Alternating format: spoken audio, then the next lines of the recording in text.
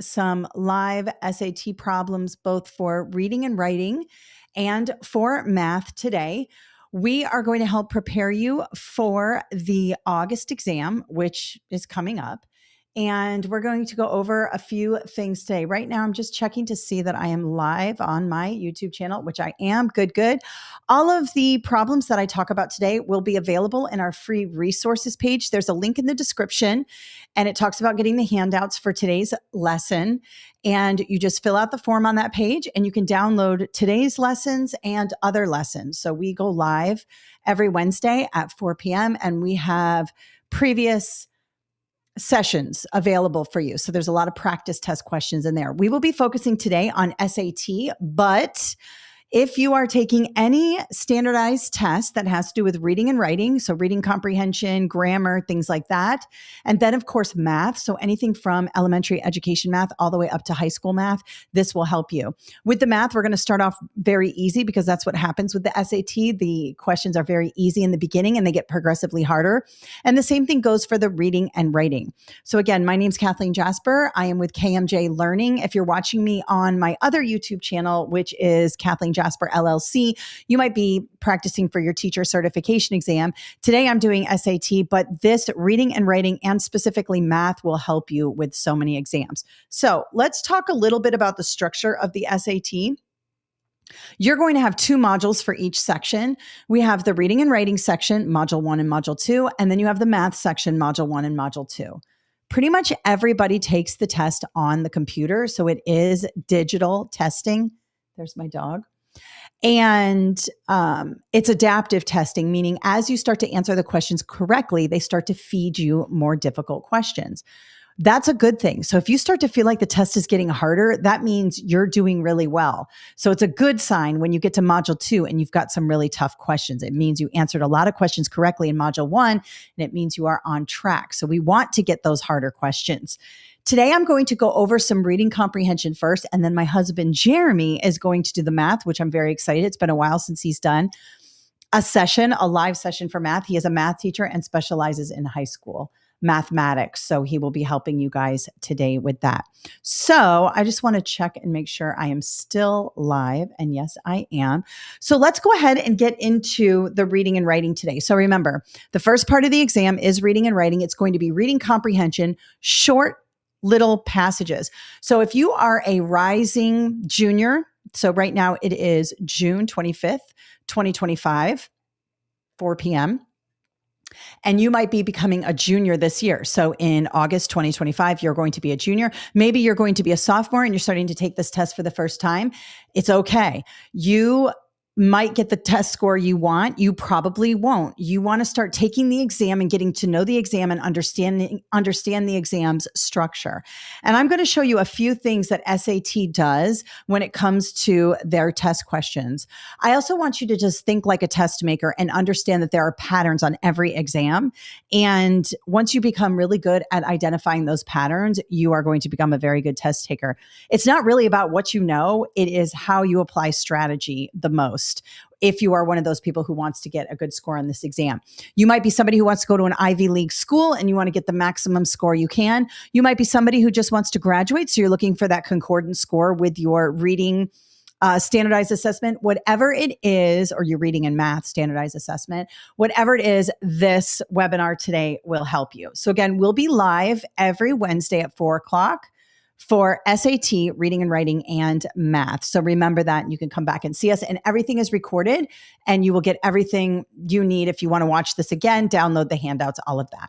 All right, so let's go ahead and have a look at my presentation. I'm going to start off first. We're going to start off with reading and writing first. Just so you know, again, this handout, the way it looks right here, I'm going to be working on it today, projecting it, but you can get this handout as well by clicking the link in the description and filling out the form. We have tons of resources there, or go to KMJ Learning under free resources, and I'll show you all that just as soon as I'm done with this section, okay? So today we're going to do some reading comprehension. Now, on the interface on SAT, it's going to look a little bit different than this.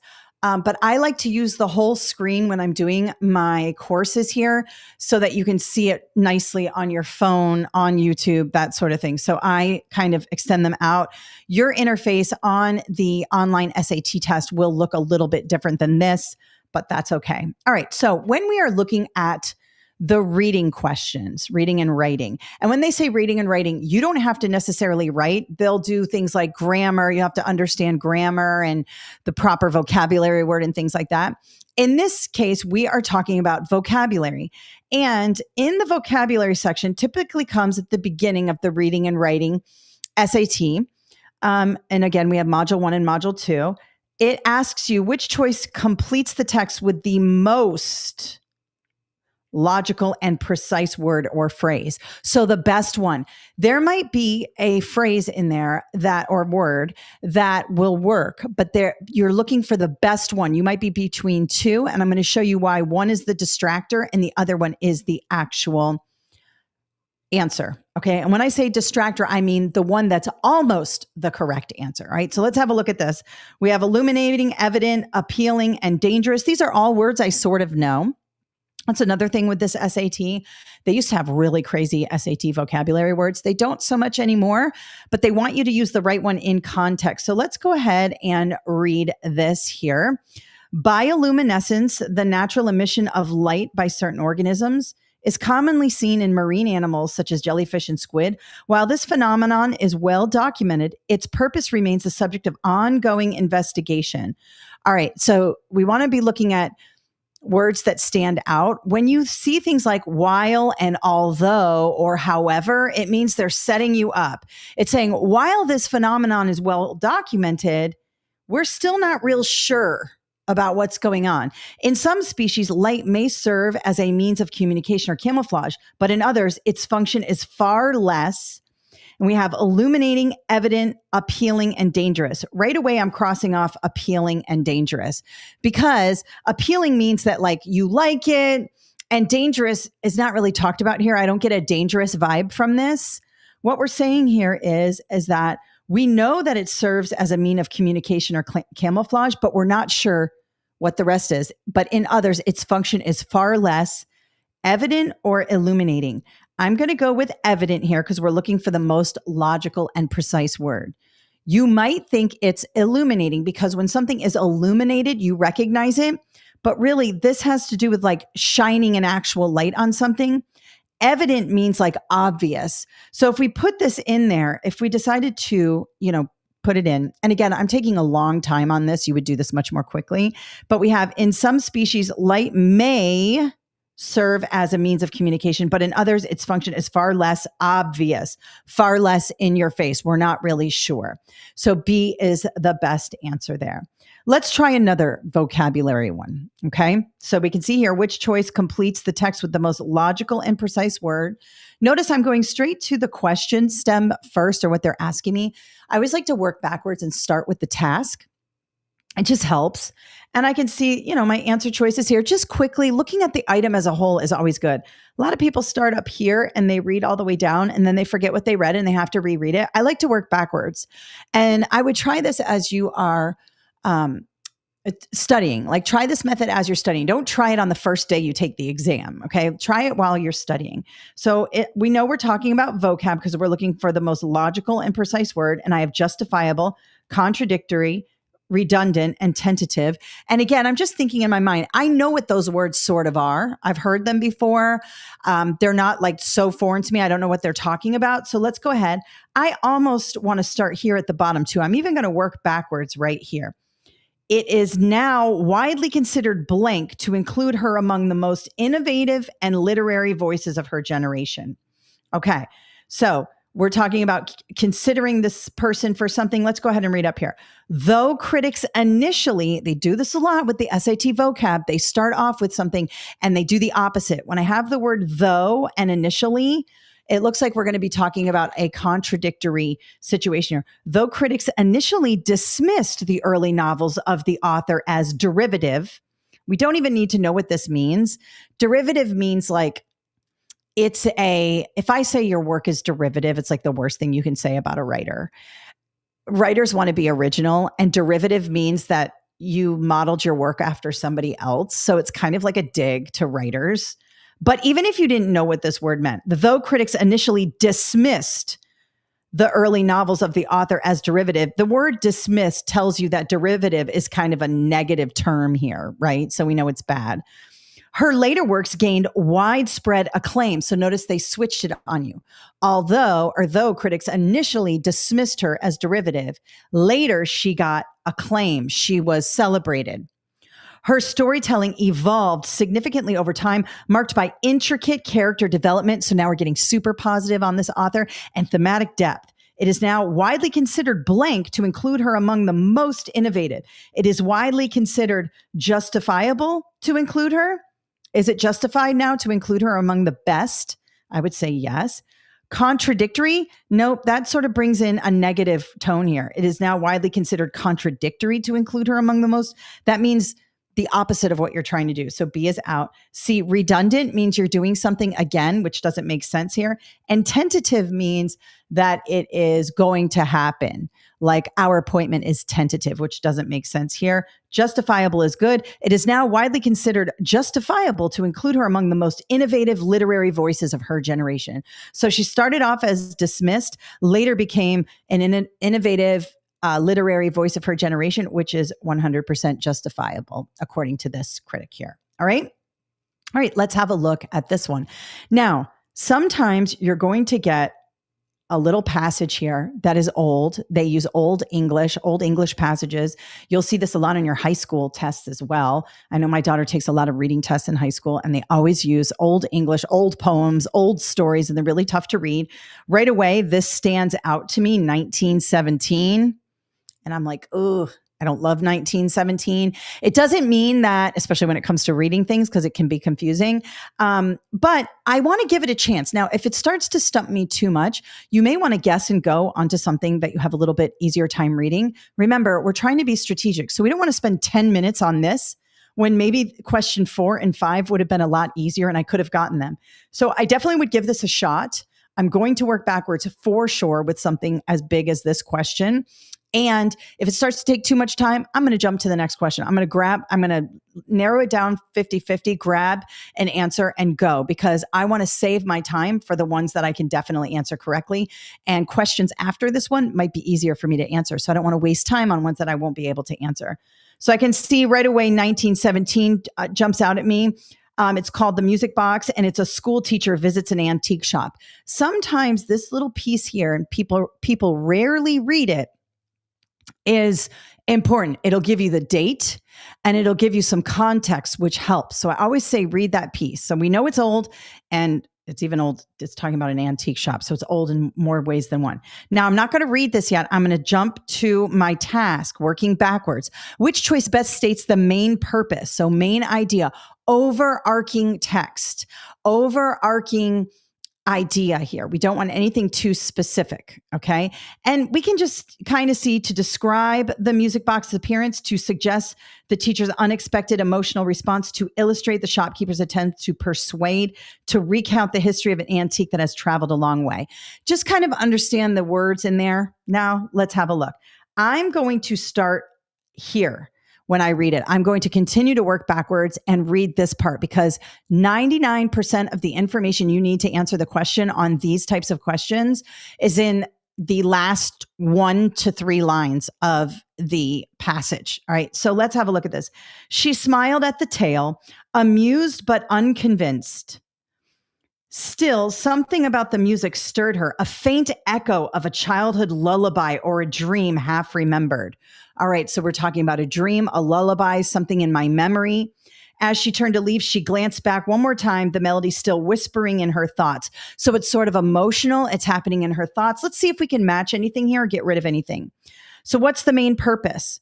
To describe the music box appearance, contrast to the other shop items. Too specific. We didn't talk about any other shop items. That seems like a very specific detail, not the main purpose. Let's go to B.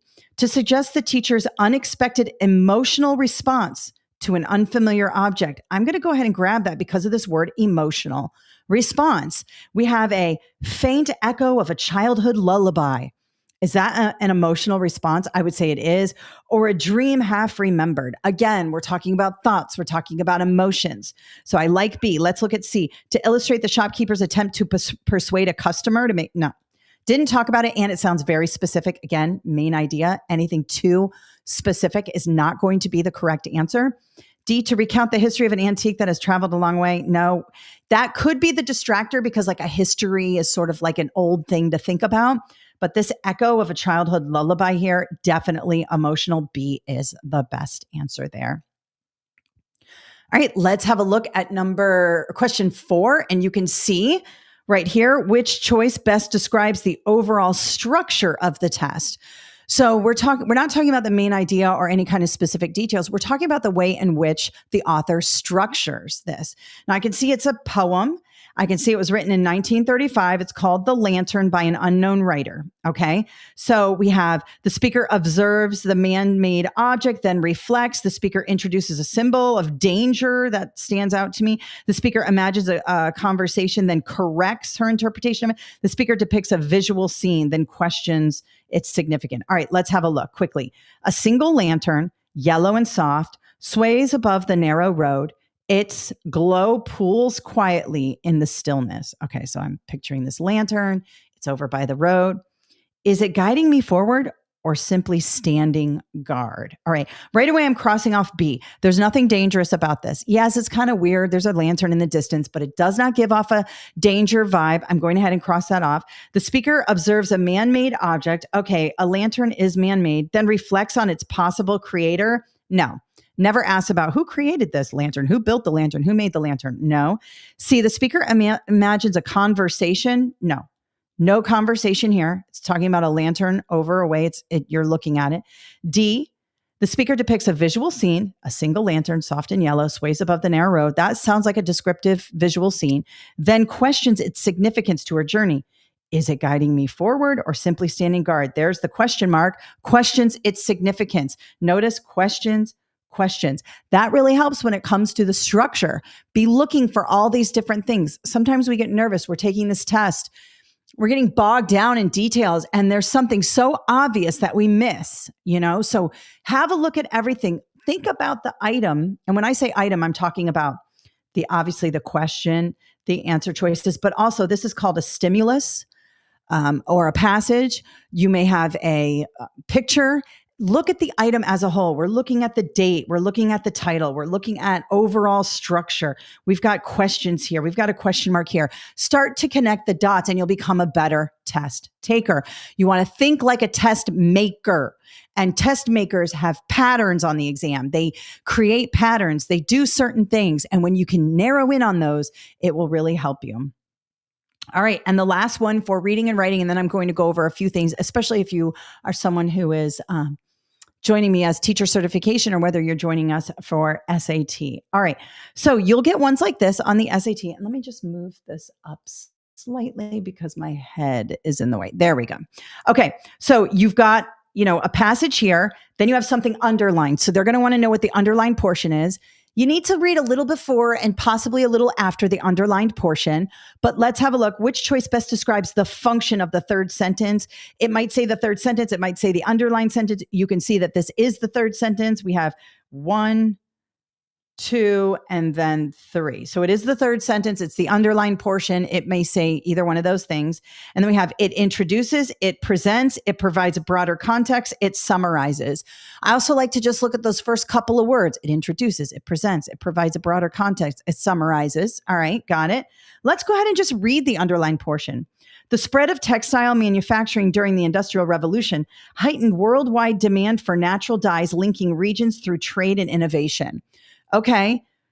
It introduces a historical consequence. Doesn't really sound like a consequence. Consequence is like a result of something, not always negative, but typically negative.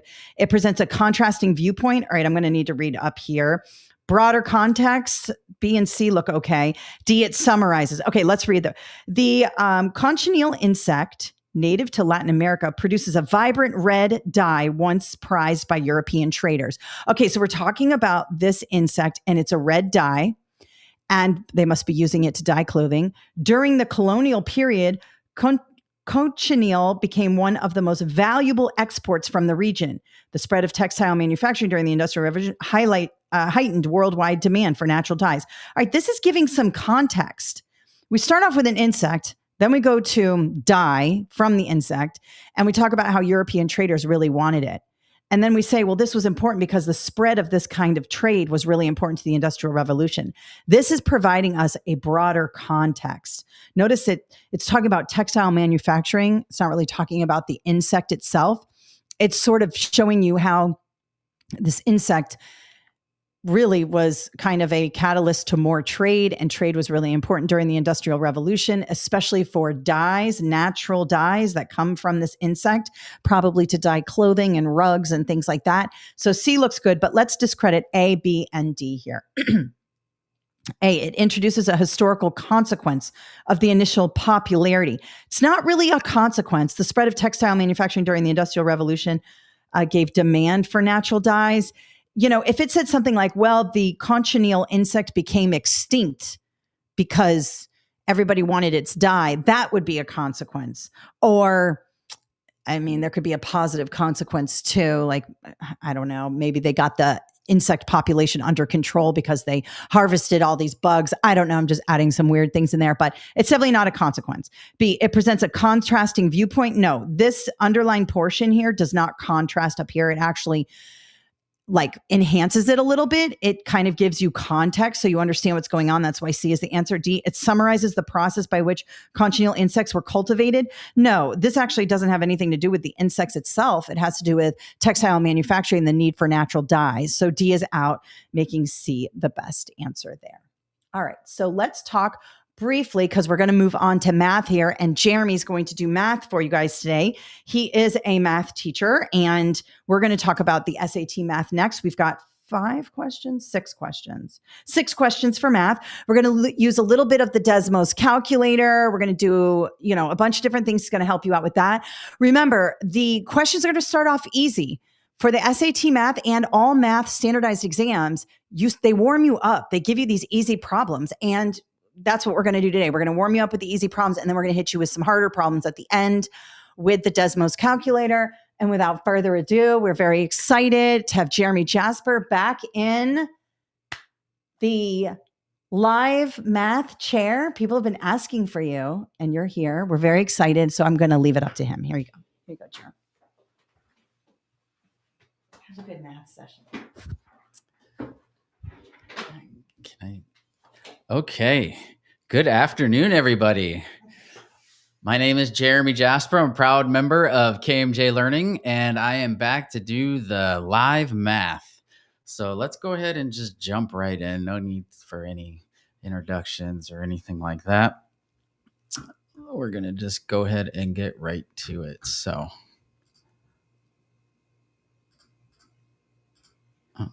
well,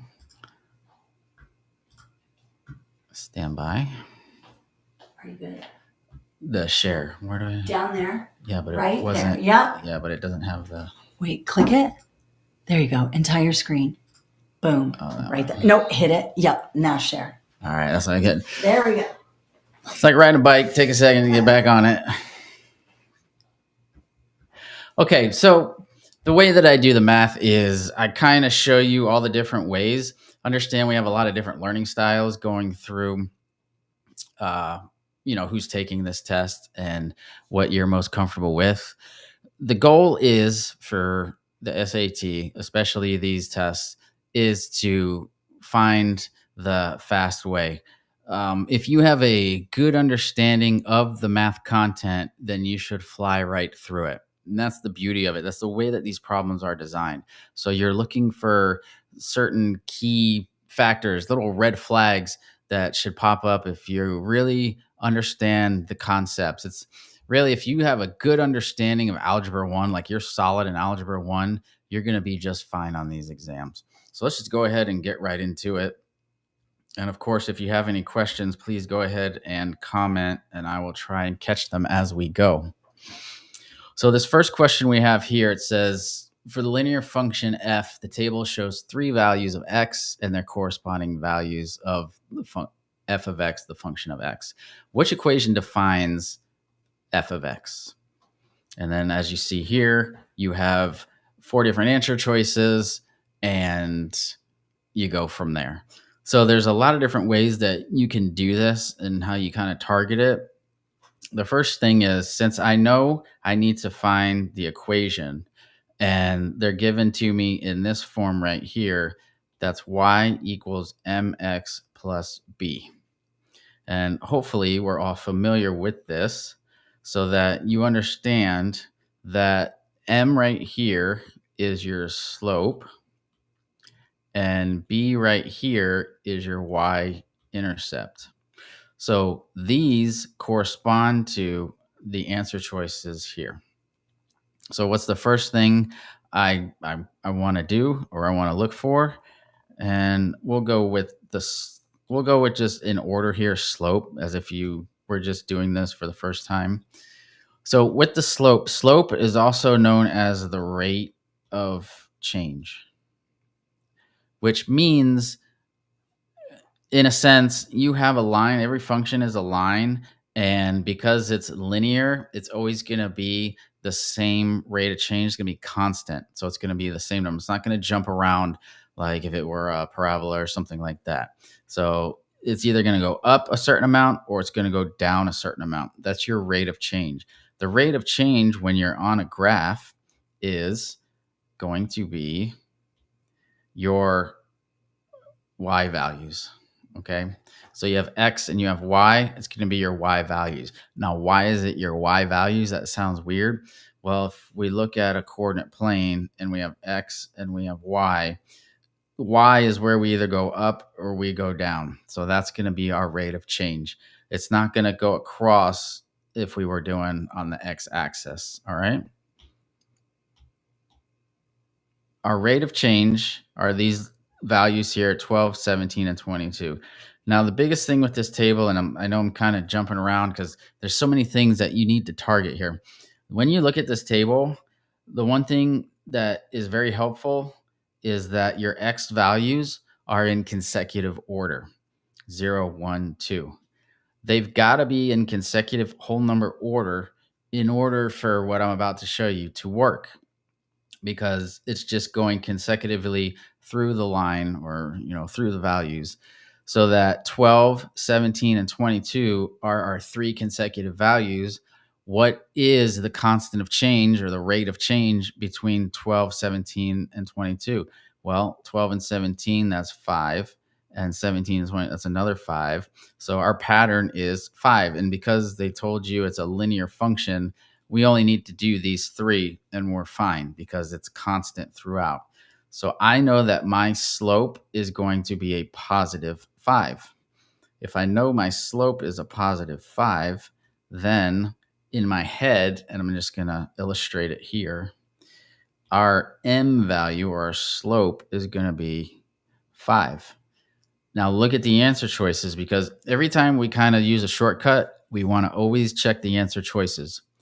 In this case, the answer choices for our slopes are these values here. I only see 2 that are 5. So I've got A and D. So let's cross out B and C. So if I do that, I now have a 50% chance. I'm just going to get rid of that for you. I got a 50% chance of getting this right if I have to guess it. But because you probably know what you're doing at this point, if you've already done what I've showed you, the next thing is the y-intercept. Now let's understand the y-intercept. The y-intercept on the coordinate plane is where my line crosses the y-intercept. So there's one point. For a linear function, it crosses the y-intercept at one point. And that point is always going to be your x at 0 and then whatever that y value is. So the quick way when given a table is find x at 0. Well, they just so happen to give us x at 0. And so what is our y value? Our y value is going to be 12. I know that 12 is my y-intercept because of that. So let's just go ahead and put that in there. And again, when I write this equation up here on the upper right, you can write it if you have the notes and you're doing it, or you can just see it in your head. If you can visualize it in your head as the equation develops by using these two shortcuts, then by all means, you don't have to write it. I'm just trying to illustrate this to you. It's just kind of like dumping my brain as to everything I see on these problems that will help you. And you just pick and choose whichever ones work best for you. So now I have y equals 5x plus 12 as my uh, equation for this particular set of values. And that's going to be A right there. Okay. So just as a recap, I know it's a lot of info and a lot of writing, but if I do this problem right away, the easiest thing I notice is my y-intercept. Y-intercept is 12 because x at 0 is always my y-intercept. So I look at what has 12, 12 here and 12 here by B and by D. Then, because I see that these are in consecutive order in my x values, then I just take the difference between these, which is 5 each way. And 5 is my slope. And then you can answer that in like 10 to 15 seconds. Okay. So it's important that you have a good understanding of your linear functions and your slope intercept form. And you're going to be just fine cruising through these problems so that you have plenty of time to do the harder problems in the future. Question number 2. Julian joined a gym that charges a one-time sign-up fee and a monthly membership fee. The function f of m is equal to 60 plus 15m. Gives the total cost in dollars after m months of membership. What is the best interpretation of 15 in this context? You see a lot of these problems where it's a function, and this is a real life function. This is something real world situation. If you joined a gym, you are able to figure out what it's going to cost, or you can graph. I know it sounds weird to do it, but this is real life. This is how you would figure out or manage a budget and so on. We're usually used to seeing it as that's sloppy.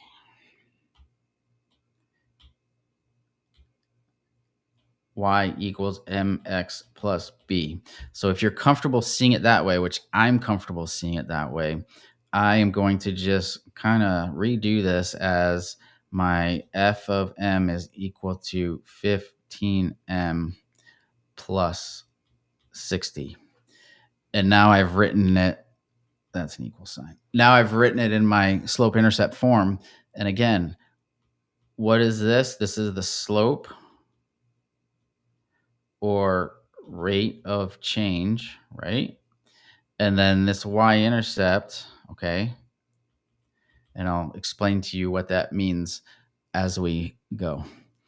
So they want to understand what the 15 is. So I'm just going to focus solely on this, which is the slope.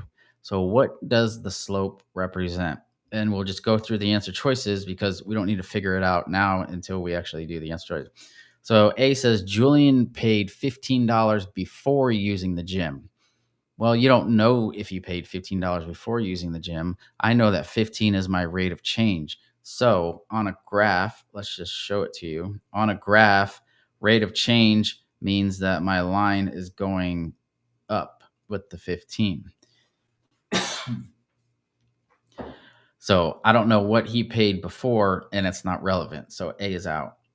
B says each month, Julian's total cost increased by 15.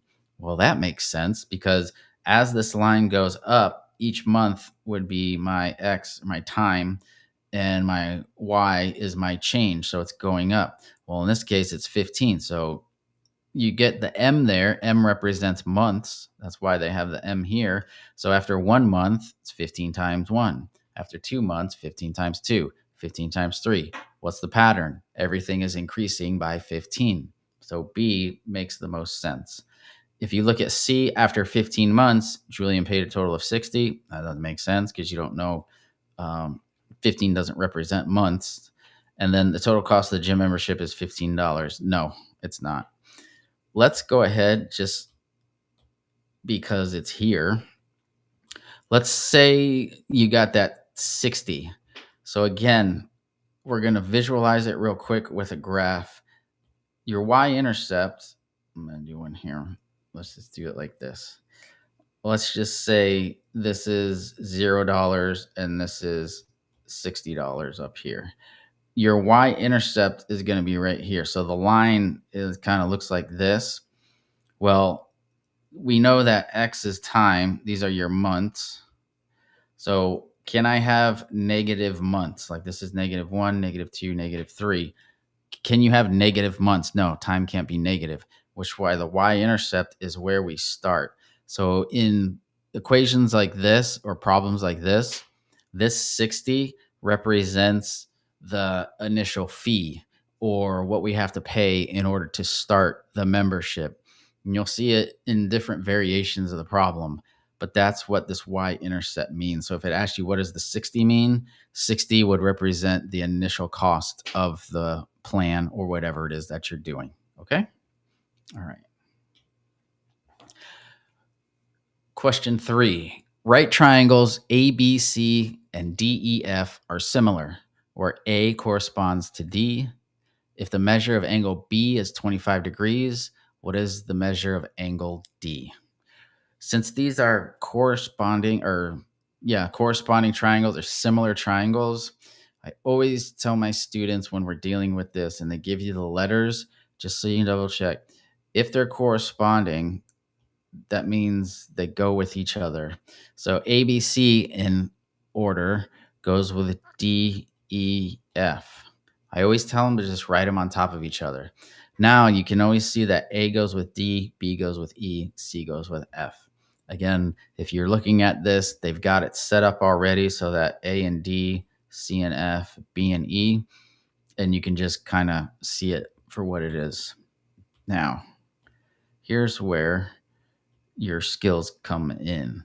It's giving me the measure of angle B. So angle B is 25. As long as you understand corresponding means the angles are going to be the same if they're similar. So whatever B is, that means E is going to be the same. So let's figure out the whole triangle for ABC. And then when we figure out what D is, which is going to be angle A, then we'll just go ahead and use that as our answer. 25 degrees here, and I don't see any other values anywhere else. Okay, by now you should know in a right triangle, this mark right here represents 90 degrees. That's how we delineate a right triangle. And all triangles, no matter what size shape they are, all have to equal 180 degrees. So the easiest way, if you can do it in your head, you can do it in a calculator, whatever, we'll just show you here 180, and then we'll take 90 away, and then we'll take another 25 away. And when you do that, you're going to end up with 65. So angle A has to be 65 degrees. Since we need to figure out what angle D is, because that's its corresponding angle, we know that this is also going to be 65 degrees, giving us that answer there. Okay, just know similar triangles have the exact same corresponding angles in their values. Question 4. Lena bought 6 notebooks that were all the same price. She used the discount code for $48 off the total purchase. The final cost after applying the discount was $18. What was the original price in dollars for one notebook? Again, we see this, and right away, you kind of do it in your head, figure out what we're doing. How do we solve this? There's always an equation for something, and it doesn't look like there's anything trying to trick us here. It's pretty straightforward. If I buy 6 notebooks and they're all the same price, that's our price. And she used a discount code. A discount is taking away from, right? It's 6x minus 48, not 48 minus 6x. That's wrong. Okay. And a lot of people will kind of get that backwards. So we don't want to do that. And it's supposed to equal $18. So again, we're just quickly solve it in your head. I'll step it out each step of the way, but remember, do your shortcuts. So if you can do 48 just like that, and you know that it becomes 66, and you just look, you got 6x left, divide it, that equals 11, or that's gone now, bring down the 6x equals that, divide by 6, x equals 11. 11 is going to be our original price for our notebook. Again, if you like to check your answers, if you have time, if that's the type of person you are, just so you make sure you're getting things right, go ahead and work backwards. I already had that equation. So if I do 6 notebooks at $11 each, and then I take 48 away, that's going to be 66 minus 48. And then we know that that's going to be correct. Okay. If for whatever reason you just blank out and you don't think of an equation for this, let's use the answer choices to our advantage. You know that you're buying 6 of them. So if I were to take all these values and multiply them by 6, I would get, and again, hopefully you can do this in your head fairly quickly, 6 and 10. So I got 60, 66, 72, and 78. If I take 48 away from each of these, 48 minus 60, that's going to be 12. That's not going to work. 66 minus 48, that gives me the 18, and you're good right there. Stop. Don't do any more. Okay. So using the answer choices to your advantage is also a good trick to do if you just can't think of the equation right away. All right. Question 5. What we're given here is a systems of equation. It says the solution to the given system of equation is x comma y. What is the value of y? So let's understand what is the solution to a systems of equation. We have 2 lines. So in our coordinate plane, we have 2 lines. I'm just going to make them random. Okay. Actually, we'll take the coordinate plane out of it just so it's a little simpler. These represent 2 lines. I don't know if they look like this or not, but wherever they intersect, and they should only intersect in one spot, they're either parallel, they are intersect in one spot, or they're the same line. It's called the infinite solution. So those are the only 3 possibilities that you can get for this. But in this case, they're telling you that you're going to have a solution. So it's going to be just one point they're going to intersect. It's not parallel, and they're not the same line. So what you need to do is you need to figure out what is this value of y here. So how do you go about doing that? Well, there's 2 ways. One way is to use your Desmos calculator. So we finally get to use the Desmos. And what we're going to do is here is that. So in your Desmos, it's just your graphing calculator. So we're going to go ahead and we're going to put in the 2 equations, and wherever they intersect, that's our answer. Pretty straightforward, pretty simple. So in your keyboard, you're going to do 10x plus y is equal to 50. And that's our first line. And then we're going to go ahead and do 5x plus y is equal to 40.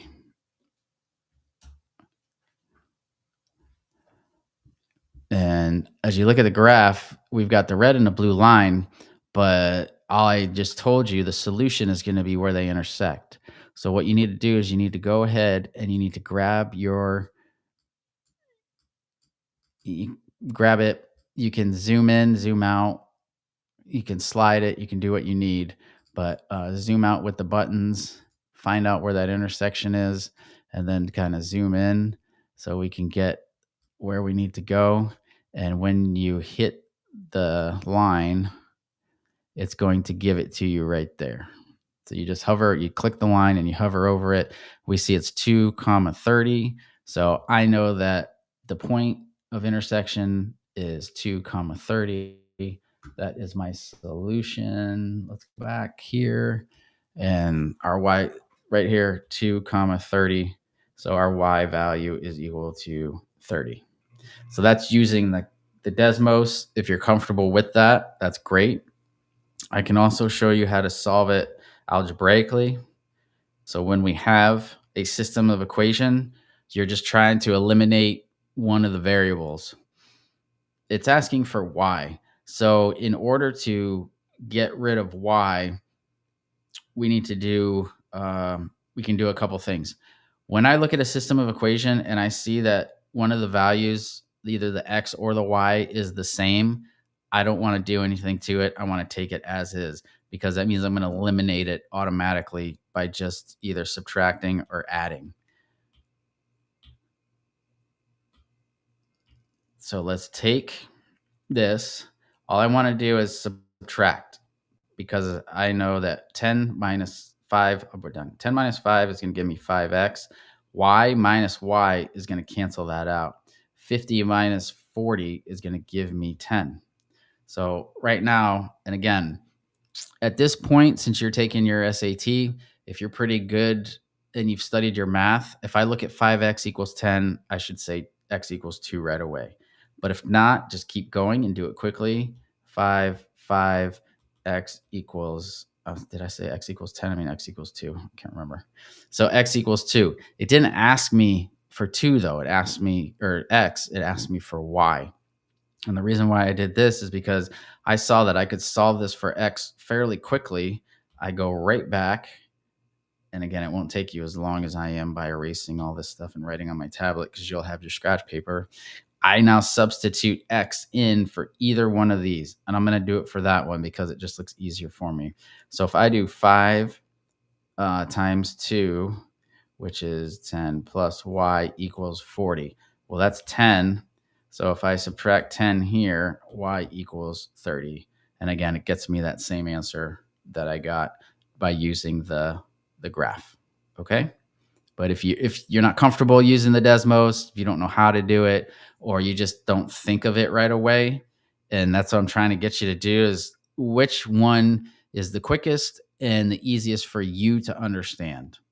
And so, by the time it took me to type all that in, I solve it this way. That's just the way my brain works.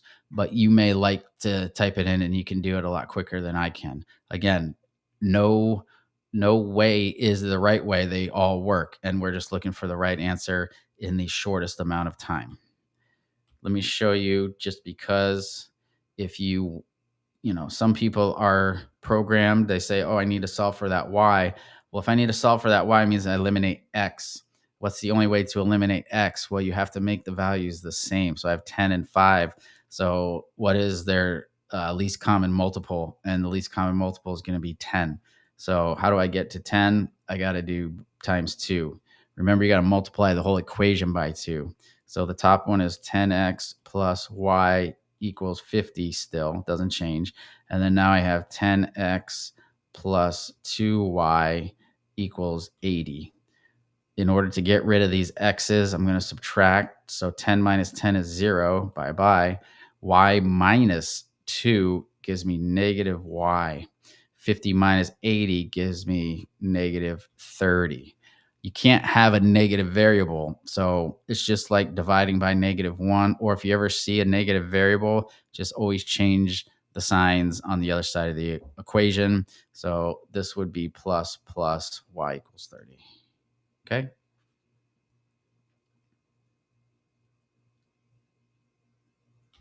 And finally, question 6. With question 6, it's a little more difficult because of what it's asking you to do. It's difficult as far as time consuming. A line R in the xy plane has a slope of -2, 5 and passes through the point 5, -3. Which of the following equations represents line R? So this is a perfect example of us wanting to use our Desmos calculator, because there's a lot of graphing going on, and it's asking us for a certain point. Actually, let me kind of explain that to you. If I have this line, all right, and it passes through this point, this is a particular point. So one of these lines is going to go through this point here. We just have to figure out which one it is. Okay. So lines can go all over the place, but in this particular instance, we need it to hit that 5, -3. So how do we figure that out? Well, let's go ahead. We're going to mark our point first. So go ahead and let's have it show us where that 0.5 comma -3 is, because ultimately that's the line, that's where the line has to go through. So right there, if you put it in parentheses, 5 comma -3 in parentheses, you can click this right here and it says label. Now, if you're still using this calculator, and again, I'm sorry, I don't know if it goes back to default mode every time you use it or you open it on a new question, but you'll see mine is zoomed out way too much. So I need to go ahead and take that away. And here we go. I found my point. Let's kind of get right there. And then we're going to graph some more. And we're just going to go down the answer choices. And the one line that hits it is going to be our answer. So I've got y equals -2/5 x. And then that's +1. And when you see, as soon as you put enough information in for Desmos to know what you're doing, it'll go ahead and give it to you. So I see right now it's above the point. So that isn't going to work. Let's go to the next one. Y equals, and again, you'll probably do this a lot faster on test day. I'm talking and typing and looking. So again, practice, get this demo or get Desmos on your computer and practice all your math so that you are very efficient in using this so that you don't waste any time typing and it becomes easy for you. So that's -1. And then right there, I can stop. And just to double check myself, I'm going to zoom in and you can see right there, it definitely goes through that point. That's going to be our answer. So B is our answer. And again, just to show you, and you don't have to do this. I'm just showing you just to show you. But as soon as you get the answer on this test, no matter what, just go. Don't worry about checking. Your first instinct is usually your best one. So as soon as you know you got the answer, move on. Don't kind of go through the other answer choices, kind of wasting some time. The other one is y equals -2/5 x. And then that's a +1/5. And you can see there, that's not going to work. And then we have y equals -2/5 x. And then -1/5. Okay. And there you go. All those other lines are too high. They go right above it. And that's why B is our answer. Right there. Boom. All right. So let's say, because again, having an understanding of the math and how different brains work, I know that what I'm looking for is the equation that has this as a solution. If that's the solution, then all that means is when I put this into the equation, that this is my x value and this is my y value. I noticed that right here, all of these x values are the same. And again, these are things that pop up on the SAT so that if you see it this way, you can get right to it and you can probably find the answer fairly quickly. So if all my x values are going to be the same, that means I substitute this 5 in for here. If I do -2/5 times 5, which is 5/1, I get -10/5, which is equal to -2. So I know that all of these are going to be -2. So what does that mean? That means that when I put in -2, let's just say all these are now -2. What you have to understand is I'm looking for my answer y is here. Y is -3. So what's negative 2 plus 1? Well, that equals negative 1. Does that work? No. What is negative 2 minus 1? That equals negative 3. Well, negative 3 is what I'm looking for. B is a correct answer. So again, in my mind, when I do it, I did it faster than using the Desmos. And that's the reason why they allow you calculators and this Desmos on the test. If you can see it this way, I can do this faster than a lot of people can type it into the calculator. But again, it's all about time, and it's all about how much algebra understanding you have and can you see it. So that's why I'm here, to kind of guide you through all these different tricks so that you can get these done in a short amount of time, doing them the best way you feel comfortable. Okay. All right. And then again, if you went through negative 2 and 1/5, I see that 1/5 right here, because this negative 3 is a whole number. I'm never going to get a whole number. So just, those are garbage anyway. Okay. All right. So that go. All right. That's it for math. First day back on a Wednesday. Glad you could join us. Glad to be here. Do you have anything you need to say? All right. Back to the boss. I'll see you all next week. Take care. Okay.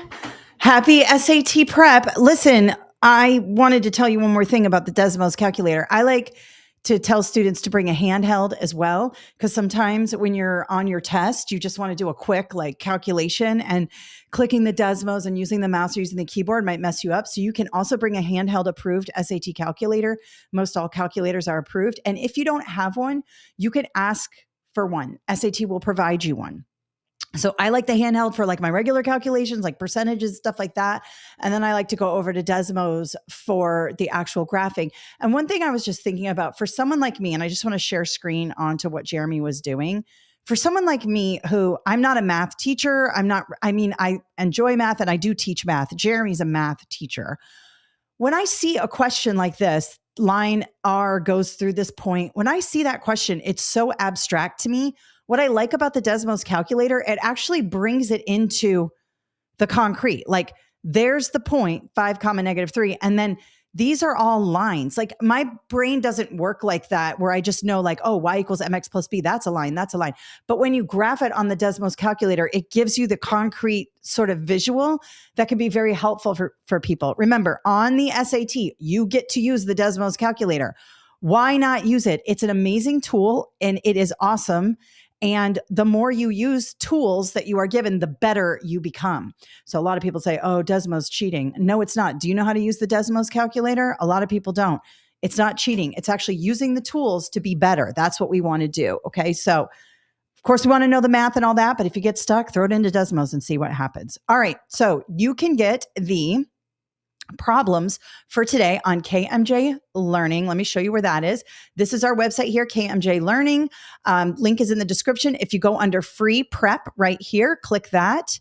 Then there's a little thing to fill out here. Once you do, you'll be taken to a page and there are tons of SAT prep questions, reading and writing, mathematics, and we have all of the previous sessions on our YouTube channel, KMJ Learning. If you're watching us on Kathleen Jasper because you're preparing for a math test and you are a teacher going through teacher certification, remember, you are not allowed to use a Desmos calculator, but you do get a regular 4-function calculator. So you'll have to do the math the long way. But if you're doing SAT, you get Desmos, you get all the tools, so make sure you are using those, okay? All right, if you have any questions, put them in the comments. If you'd like, you can always email us at info@kmjlearning.com. If you want certain questions done, you can put those in the email and all that. We'll do our best to get to those. We're always looking for things to film, and we really appreciate you being here with us, and make sure you practice your SAT. Remember that August test will be here soon. All right, everybody, have a great day.